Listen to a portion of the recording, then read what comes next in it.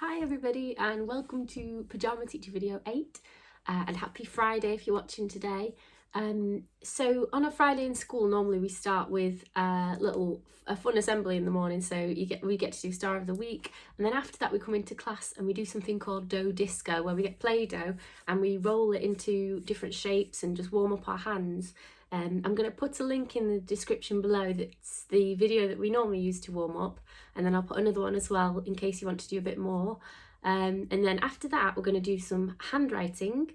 Then we're going to do a phonics, sort of a spelling quiz today. Then we're going to do maths and English as normal, and a little bit of topic at the end. Okay, let's get going. Find a space and let's stretch up. Stretch right out. Did anybody measure their arms from there to there? I wonder what length it was. Okay, you could even measure your hand span. That's from your thumb to your finger to see the length of that. You could use a ruler to do that one. Okay, shuffle your shoulders back and roll your shoulders forward. This time we're going to touch our toes again and lean over this way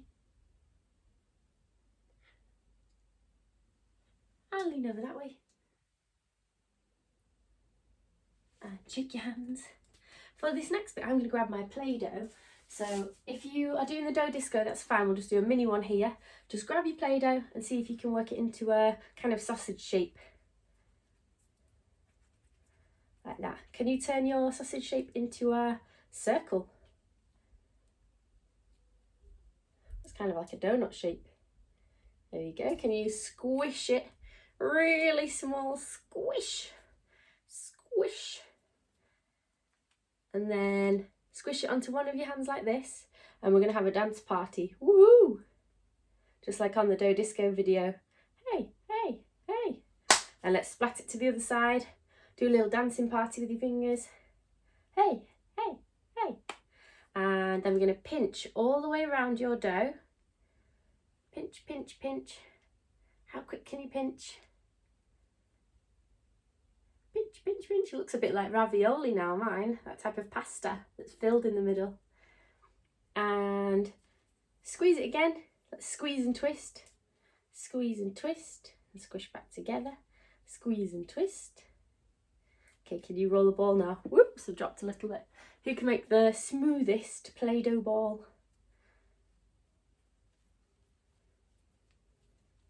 Mine's a little bit lumpy. Keep rolling. That's quite smooth, that's okay. Now give it a squeeze in this hand, as squeezy as you can. And then squeeze as hard as you can with this hand. Let's do it 2 more times. 1 and 2. Your Play-Doh should be nice and warm now, and so should your hands. So let's roll it back up into a ball and we'll put it away now. Let's get going. So we're going to start with some handwriting. Our hands should be nice and warm now from our Play-Doh discos. So we're going to start with the letter A. Now this is a letter that I see lots of children writing a bit silly, so they might swoop around or do it like that with a stick. The way that you do it, I'll do a big one here in this box so you can see, and then we'll do it again together. So what you do is you always start on the line. That's our rule for our letter drawing handwriting. So you start on the line, you go up and round and stop, then back round, join up to the top, down and hook. Okay, I'll show you that one more time. You start on the line, go round, stop, back round, up, down and hook. So it actually starts, if you can see here, like a curly cur. Starts like a curly cur, and then all you do is join it up and down. So I'll do a few on here. You can start going in your book and just have a look if you need to see. Do them a bit bigger in my book.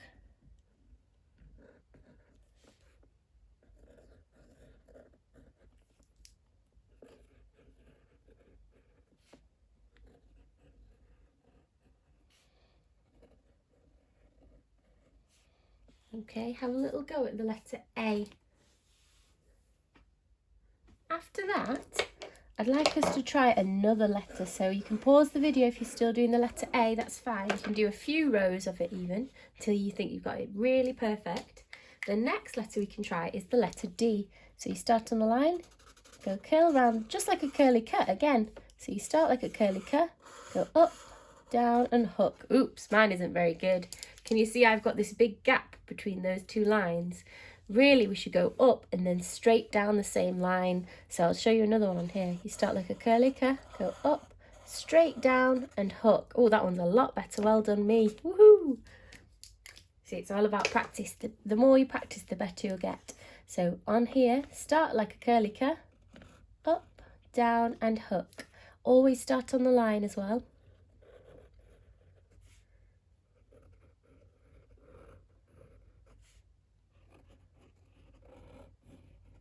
Oops, that one's not so good. Can you see I've done the same thing again? Got a gap there. I'm going to try one more time to try and get it perfect. Well, that one's better. Pause the video and give it a go. Okay, well done for handwriting there. It's time for our phonics spelling quiz now. Lima, are you asleep? It's time to wake up. We've got phonics. You must have gone to sleep late last night. We're having a Lima party. Okay, so we're going to have a look at the sounds we've been learning so far, and then I'm going to give you some spelling quizzes with these sounds in them, so see if you can remember them. I'm going to point to them, see if you can tell me what they say.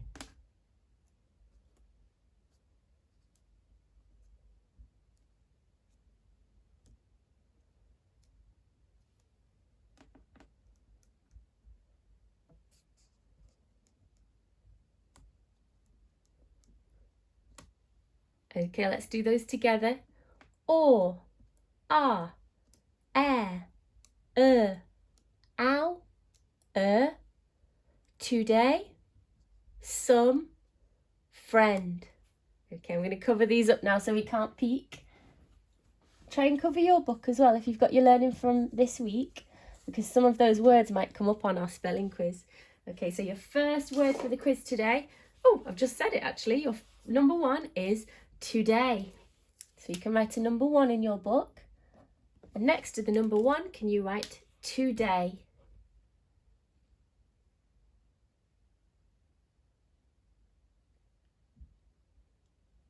The next spelling, you can pause the video if I'm going a bit quickly.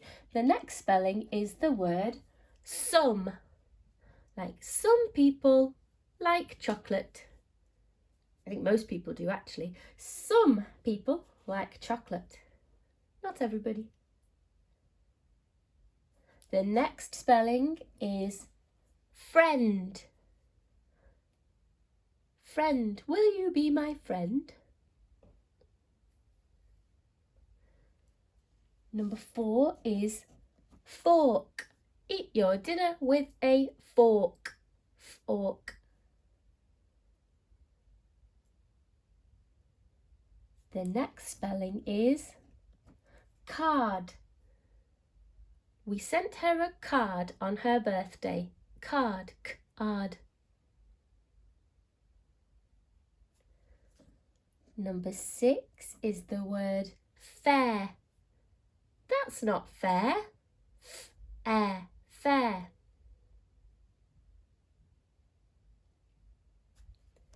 Number 7 is shorter. Shorter. Short. I am shorter than my sister.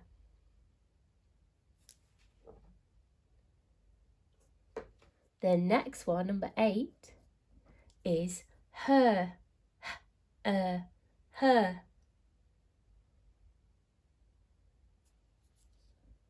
Number 9 is town. Town.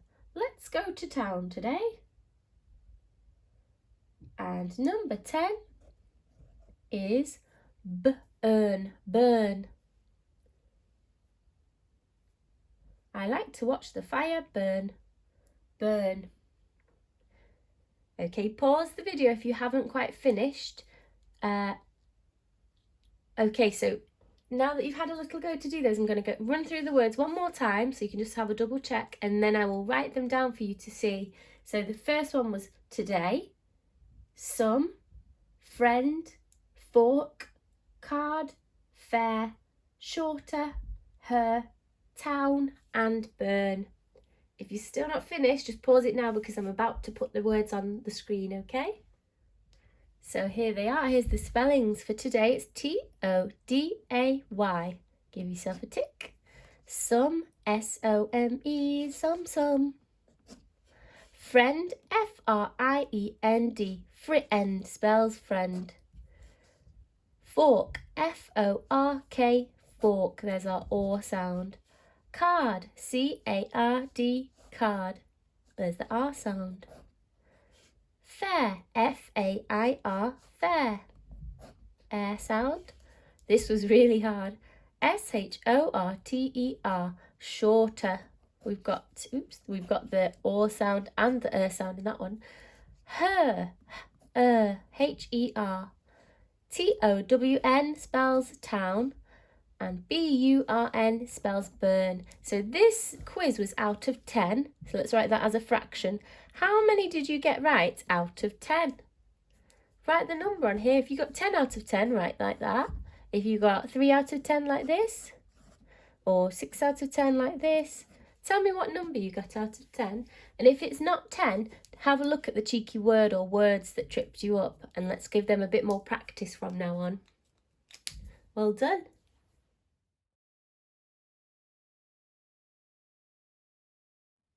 So today's maths are challenges. Can I measure capacity? This might be a new word for some of you, capacity. I'll give you a clue as to what capacity might mean.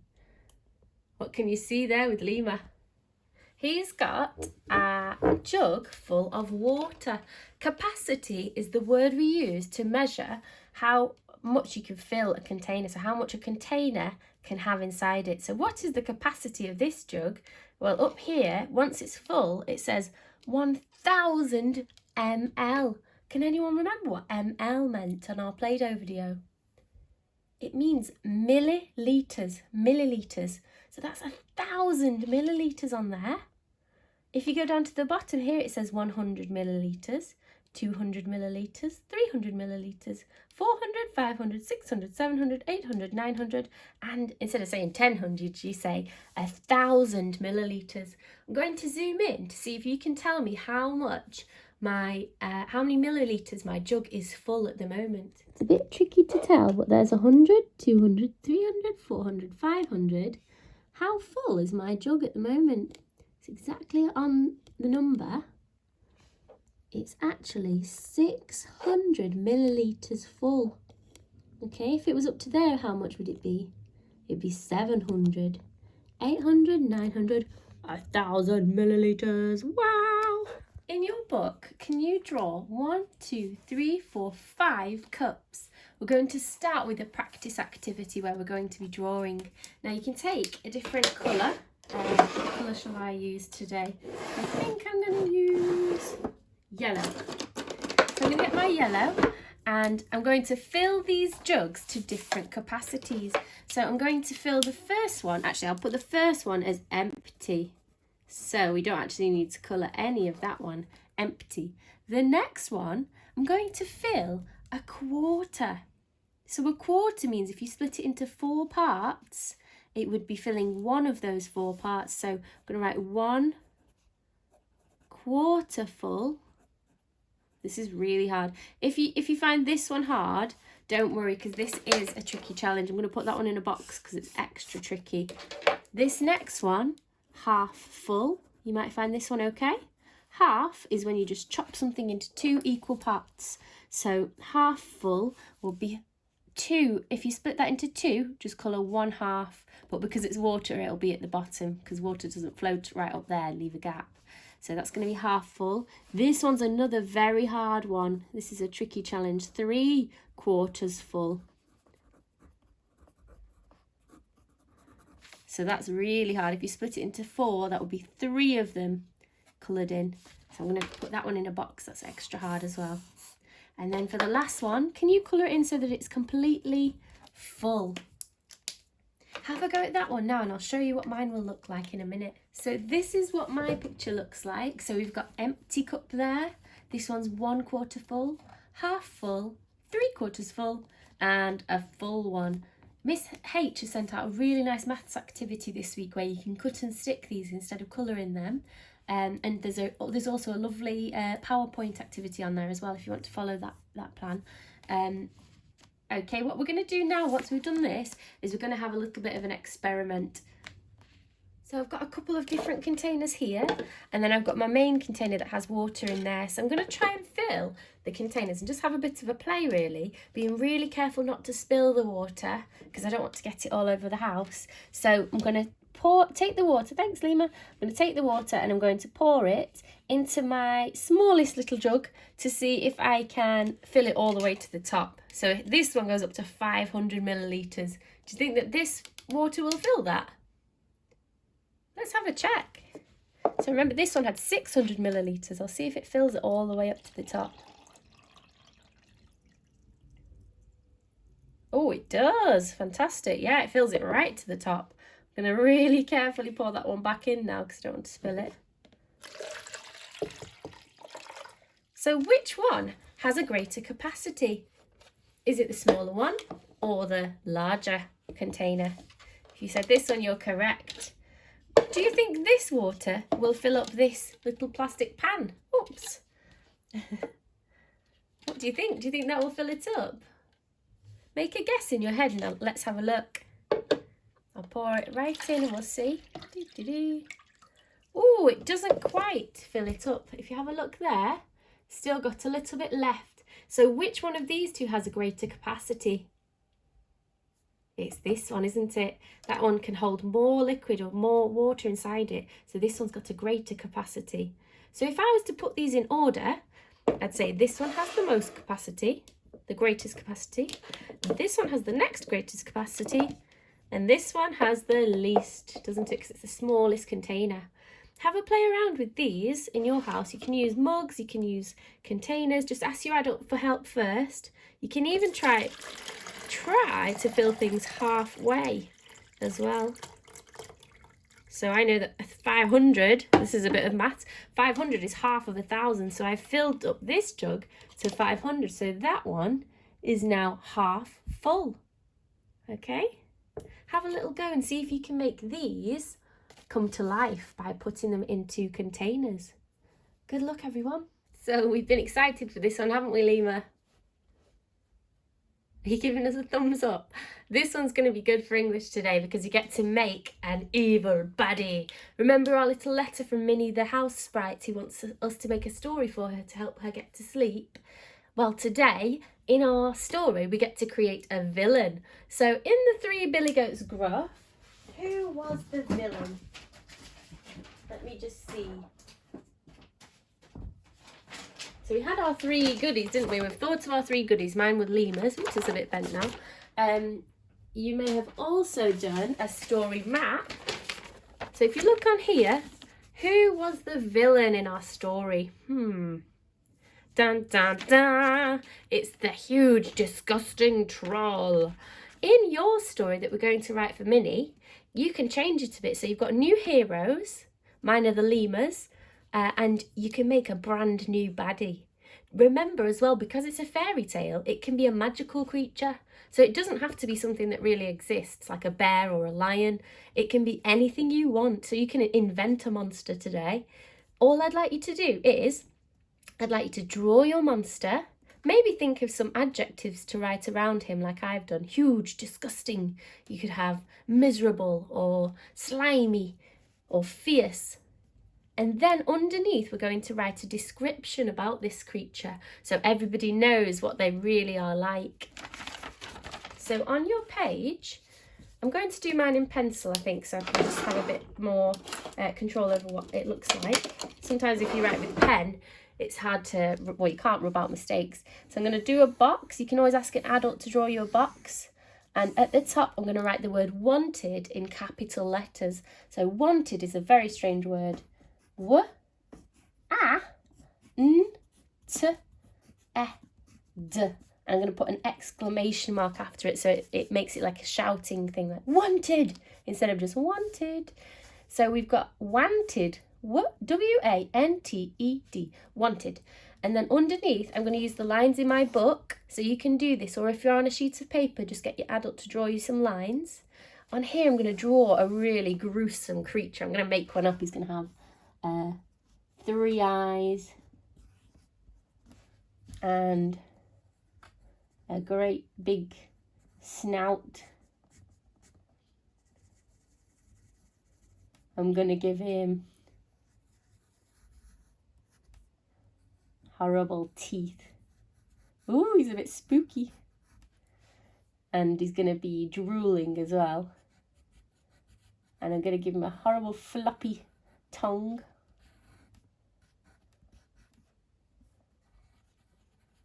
Ooh, he's very gruesome. He's going to be grumpy with his eyebrows. And I'm going to give him big ears. A bit like, it reminds me a bit of the Gruffalo. That's a great story if you have any time to read it. I'm going to give him some little whiskers this side. Maybe some claws. Ooh, those are long claws. I wouldn't want to be caught up with those.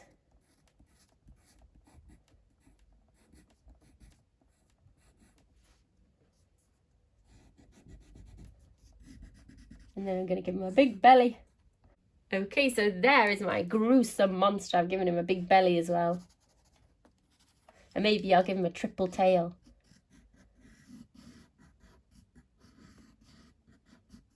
To make him look a bit spooky. So around your monster, once you've drawn it, you can write some adjectives, like I'm going to put greedy. Think of words that are kind of bad words. So greedy, evil, mean, sly, grumpy. All these bad adjectives to describe him. And then underneath, I'm going to try and use these words to write about my monster. Also, we need to think of a name for our monster, don't we? You can invent an alien word. Maybe try and use one of our sounds from today, from this week. I'm going to call him the Glarfer. The Glarfer. So he's going to be a G-L-R-F-R. Glarfer. So you can write your monster's name under there and underline it. And then I'm going to start writing some descriptions below. So first I'm going to describe his appearance, what he looks like. So I'm going to write with capital letter. Remember, I'm going to just put these here actually, so remember we need capital letters, full stops, finger spaces, and it needs to make sense. So first I'll talk my sentence. I'm going to say, the Glarfer has disgusting breath, or disgusting smelly breath. Then it would be a 2A sentence because it has 2 adjectives. So the Glarfer has, remembering my finger spaces, disgusting, disgusting. That's a good way. If you're stuck with a really long word, try and chop it into chunks. Disgusting, like that. Has disgusting, comma, because it's a 2A sentence, we put a comma between the 2 adjectives. Smelly, and there's the E sound at the end made by the letter Y. Disgusting, smelly, disgusting, smelly breath, full stop. Or you could even put an exclamation mark to make it more surprising or exciting. The Glarfer has disgusting, smelly breath. I'm going to put, he is 6 foot tall. He is 6 foot tall. He is 6 foot tall. Okay, to make my sentence even better, I'm going to connect it to another idea using the word and. So I'm going to say he is 6 foot tall and has size 50 feet. That's huge, isn't it? And, so there's I like to call these glue words because they glue 2 ideas together. So he is 6 foot tall is one idea, and he has size 50 feet is another idea. The word and is gluing them together. He is 6 foot tall and has size 50 feet. feet. So far it says, the Glaffer has disgusting smelly breath. He is 6 foot tall and has size 50 feet. After that, once you've written about how he looks, so his appearance, you could describe his personality. So that means what a person is like. So what is his behaviour like? Maybe he is very untidy and grumpy. And if you try to talk to him, he will be mean. So let's think of a sentence we can put. Oh, you know what? I'm going to start my sentence with a really good word. I'm going to put... Oh, this is a really long word. Unsurprisingly. Whoa. That means it's not a surprise. Unsurprisingly. It's not surprising. And it's a lee word. That is mega writing. If you start your sentence with words ending in lee, like suddenly, amazingly, unsurprisingly, or unfortunately, you're going to be a super writer.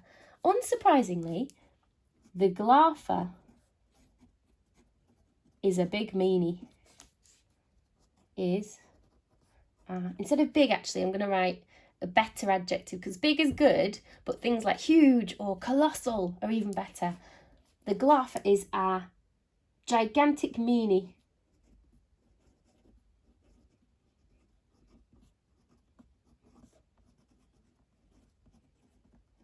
He's a gigantic meanie. And then I'm going to say, be careful or he will steal your food. Or no, be careful or he will try to eat you. Be careful or he will try to eat you. Okay, so if you want to have a mega challenge as well as doing these things, I'm going to do a yellow box to have some super stuff in there. You can do these as a bit of a challenge. So in the yellow box, I'm going to put adjectives. So I'll just put meaning adjectives. And you could try and use an ly word. Ly would be like unsurprisingly, unfortunately, amazingly, things like that, okay? Have a little go at making your own wanted poster. And if you manage to do it, try and send a picture to me. I'd love to see. Happy learning, everyone. So for topic today, we're going to be thinking about seasons. So, does anybody already know anything about seasons? If you do, you can write it on your paper now and pause the video. So some of you might already know that there are 4 seasons in the year. We've got spring, summer, autumn, and then winter. Which season are we just coming out of now? That's right, it's winter. So we start the year with something called spring. Don't write this just yet, so you can see mine first and then we'll do one after. So we've got spring and then summer. Autumn, this is a strange word. It starts with the or sound. T-U-M, and then it's got a silent N, a ninja letter hiding. Autumn. And then we've got winter. Which season is your favourite? I think mine has to be summer because I love the sunshine. I like eating ice creams as well. So, on your page, you could get your adult to draw this, or if you're in my class or Miss H's class, you'll have this sent to you. So you could print it out, or you could always draw it yourself. What I'd like you to do is, you can get your adult to draw this, or you can draw it. So for each season, just draw a blank tree like this. Blank meaning it's got nothing on it, so it's got no leaves, no nothing. It's just the branches. It's not the best tree, but it's fine. And then what I'd like you to do is for each season, think about what the trees look like. So if you look out of your window now, or if you're lucky enough to have a garden, have a look at the trees and see, what do they look like? In spring, sometimes, this is actually one of my favourite things, I love it, when the trees start to grow back, sometimes you see the most beautiful blossoms. Have you ever seen those? See, and they can be pink, they can be white, sometimes like peachy coloured, but you see some gorgeous pink colours on the trees. It's really beautiful. And sometimes you might see little green shoots as well, so it's a bit of green, a bit of pink. So a spring tree might look something like that. And you could even draw some animals, because lots of the animals start to get a bit more cheerful in the spring. You can hear the birds singing and the squirrels running around. So you could even draw some little creatures. You could draw a bird's nest in the tree with a little bird in it. And you could draw a little bunny hopping around at the bottom. Or maybe a squirrel trying to climb up the tree. Got nice long tails like that. So in spring, all of the creatures come out, don't they? They're a bit happy after the winter's finally finished. That's a little bee there. Then summer, you start to see the trees really happy. Their leaves grow a lot and they get quite bushy, those trees, don't they? And it's really good as well, because when it's super hot, you can sit under a tree to get some nice shade. The leaves are getting loads of sunshine, which is what helps them grow. So no wonder the tree gets so big.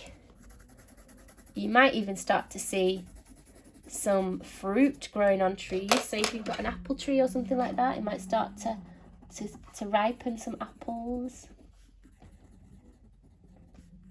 You get really happy in summer. Maybe you could draw some sunshine in the background as well, so remember that's what comes in the summer. Really looking forward to summer this year. Hope we get lots of nice weather. Oh, I forgot to colour my tree trunk.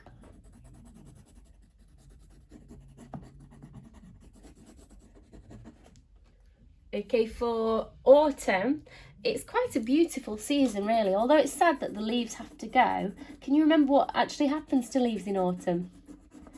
When the weather starts getting colder and the sun starts appearing for less time in the sky, because we're on a different angle, our planet, and we're a bit further, I suppose, the leaves on the trees start to get colder, and so it's not as easy for the tree to keep those leaves alive. So a lot of trees start to sort of shrivel and lose their leaves a bit. The tree trunk stays strong, but you might see the leaves turning red or orange or brown or yellow.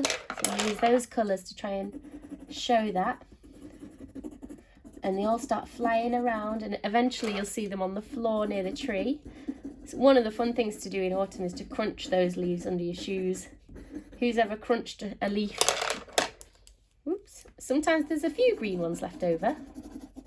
The tree's trying to keep them, but eventually they'll all end up on the floor around it.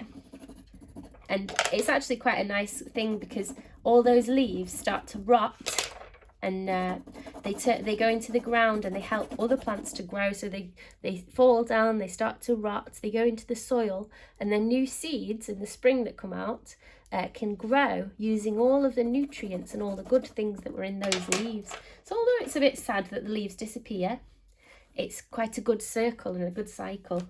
Now this one, winter, there's not going to be very much on here, is there? Because in winter, these types of trees that lose their leaves just stay bare. They stay bare and cold, and the tree just tries to hold on through the winter, through the snow. I'm going to draw some snow clouds. And some snow around it. You could even draw a snowman if you want to.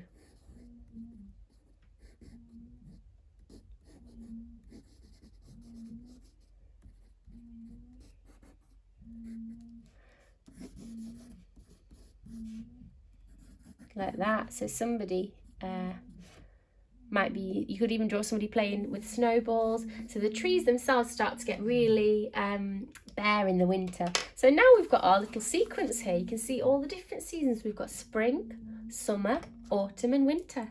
Have a go at drawing your own different seasonal scenes with a tree inside.